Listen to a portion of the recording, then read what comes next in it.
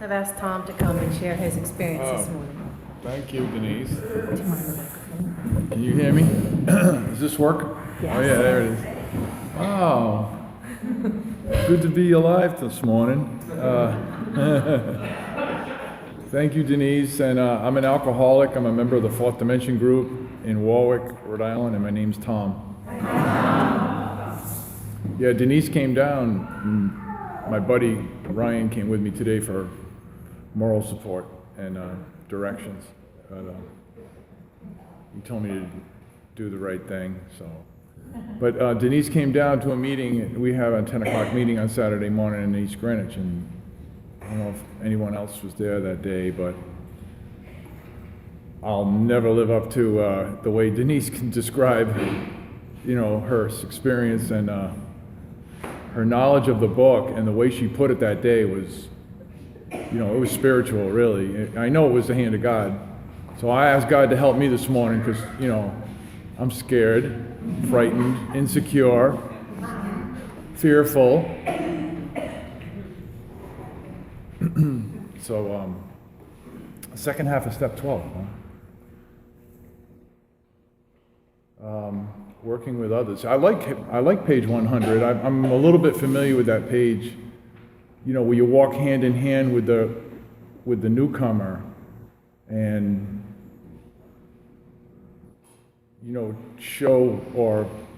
Bill W. had a great statement. He said, always carry the message, and when necessary, use words.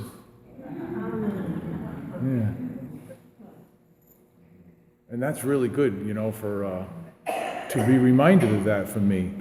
Because, it's how I act, not necessarily.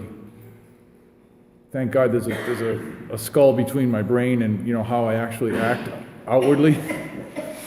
So you can't see what I'm thinking, but hopefully God can, rearrange that so that I can look at my thoughts before I can pause and then, act in a way that you would want me to, and that my family would want me to, and my higher power would want me to. That's, what I would like to do that, But I'm an alcoholic, so you know how I think.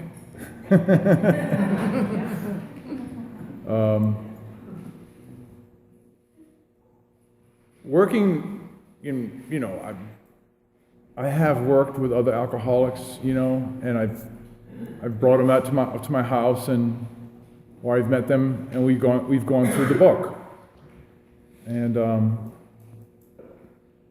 it's not only does it say it in the book, but I've been blessed in one way in AA, is that I realized that this was the last stop on the block for me. That if I get upset at the speaker, and I'm sure I'll say things that upset you. If you're a real alcoholic, you probably won't want to hear everything I say or agree with everything I say, and that's. But if I leave this hall, if I leave this community, let me know where I should be going from here. Where do I go when I walk out of here with a resentment and a bottle or whatever? Where am I going to go? This is the end for me. There is no. This is the safety net. I've been dropped into AA, and you guys are the net. This is it for me. I pray to God that I never get such a resentment against AA or people in it that I have to, leave, because I don't know where to go.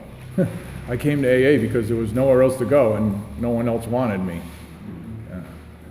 So, getting back to, how I remain here is, I was saying, one good thing that happened to me in AA is that when I came in, I realized I was at the end, and I said, I better do all what's given to me or offered to me by AA, and then I'll make my mind up later. That thought was absolutely not of my own making. I judged and continue, to one of my weaknesses, is judging every step of the way before You know, and I know that my judgment is off. And I thought I was, you know, I was master of common sense, and you know, I went to college. I could understand, I could think, I could reason, but I really didn't do too well. You know, my best thinking got me at 45 years old in rehab. You know, that became clear that I was defiant, rebellious all my life. And, you know, anyway, it became clear that I had to do, I said to myself, I'm going to do all this work in here like they're supposed to, and then I'll make up my mind later if I want to drink or not, you know, after I do, you know, all the way through, you know. And, you know, I didn't do it perfectly, hello, or right away. So my sponsor, you know, he told me one day that he's been praying and he needs to talk to me. I'm like, oh God, you know. It's like, felt like I was in the principal's office again, you know. And you know, I was doing good in AA. I was clean and sober. You know, I was taking showers and I was, you know, my eyes were focused on every woman in the, you know, in the hall. I could focus, and I was starting to, you know, put up my wall again, like my walls of rationalization, or my thinking was putting me in jail. You know, it was like this community, these meetings, those people, these books, those literature, Bill W.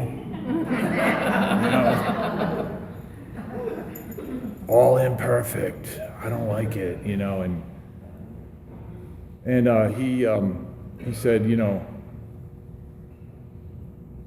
he said, you know, basically, he said, you got to start writing, you know, because there's nothing wrong with Bill W., and there's nothing wrong with these halls, and there's nothing wrong with these people, there's nothing wrong with this literature, you know, it's you, Tom, you know.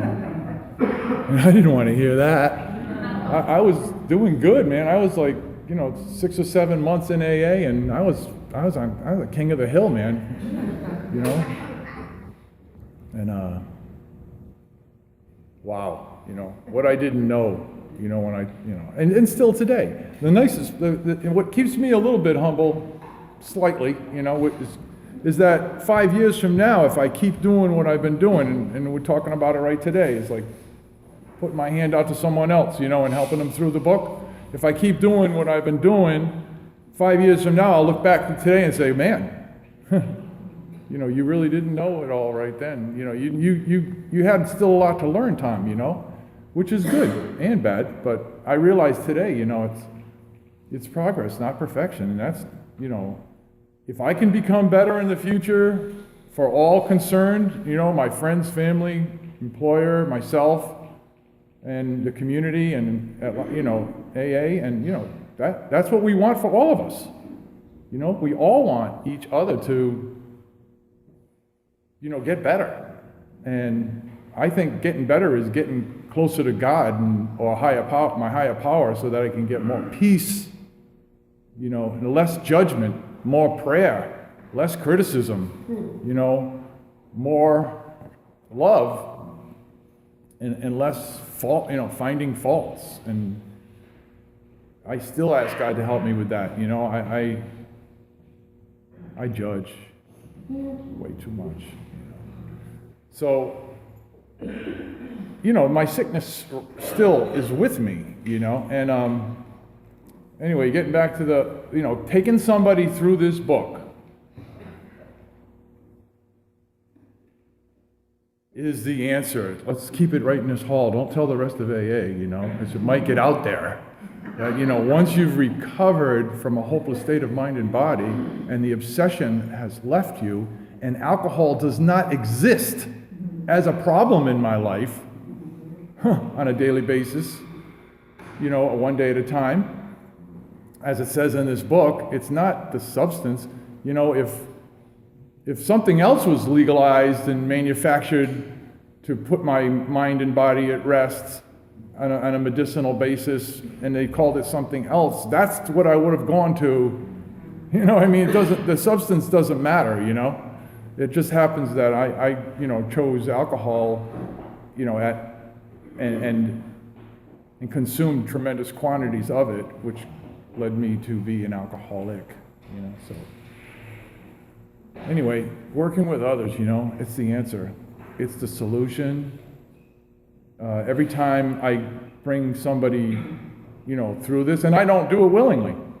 Who wants to pick up a new guy who knows it all like I don't, like I know, who's really rebellious like I was and talks too much like I did and is not willing to, I mean, that's not the first thing I think of in the morning. Is boy, where's the newcomer I can, put in my car? I just vacuumed this floor on the right-hand side, and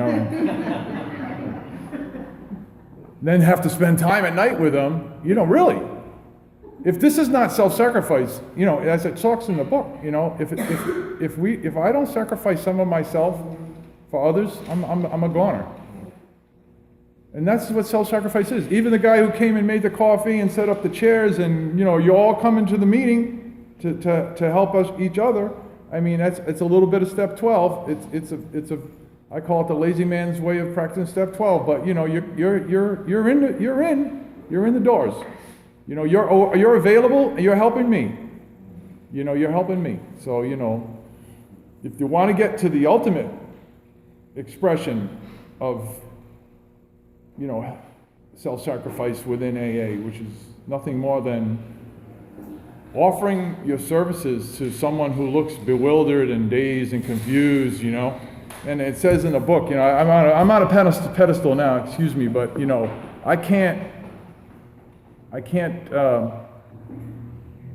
have to say, in the book, there's a couple of places where it says, find a newcomer to help.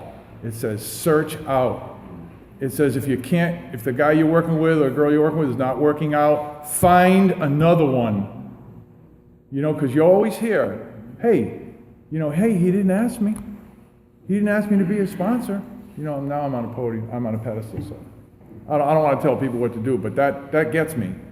Where, you expect a guy who's just out of shaking and shivering, to have the capacity to go up and asking people to be a sponsor, It never says that in the book, And this chapter is written for people who, on, direction and guidance on how to give it back and, what we're supposed to do in AA.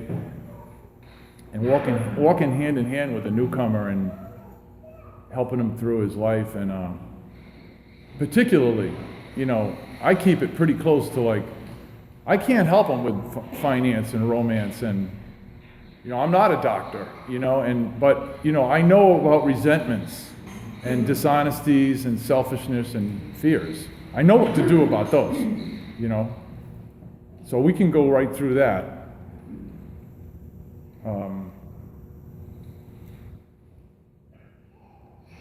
So anyway, nothing ensures immunity from drinking as intensive work with another alcoholic. So nothing ensures immunity from drinking. So I'm never more farther away from drinking as when I'm intensely working with another alcoholic. There's no way you can get further away. Which to me is, you can't get closer to God than when you're working one-on-one intensely with another alcoholic, which means, walking through the book with him. And every time I do it, I have the same resentments, fears, dishonesty, selfishness that come up in the book. And I've gone through almost just exactly, almost exactly the same types of scenarios that, the fifth step, is being shared with me. And I feel it again. I'm like, oh yeah, that's me, every single step of the way. And I tell you, it's a good thing, but I feel drained, because when he's going through the turnarounds, and I know we're off the step, but I feel like I have to be involved now because I can't I know that feeling, and I know how I lied to myself, and I've been through it a couple times now with a couple of guys, and now I can remind him, hey, did you remember this? How about that? Remember saying this to yourself, and remember feeling, and and I'm going through the same thing. I'm almost more involved in it than he is, and like at the end of the day, I'm drained, and it's a good thing. I'm like, I've emptied myself because I don't want him walking out away, not knowing, maybe there was something else that I could help him with that he didn't see, So I got to be on my toes, And it's like, it's a good, after there's no more peace than when I'm done with something like that, I'm on it. There's nothing better, The next day I have no issues, or at least for maybe 8 hours, maybe 12, maybe, because I'm a human being, and then, I can't forget, I leak and things are going to crop up again, and I'm going to have to take my own inventory, and I'm going to have to make more amends,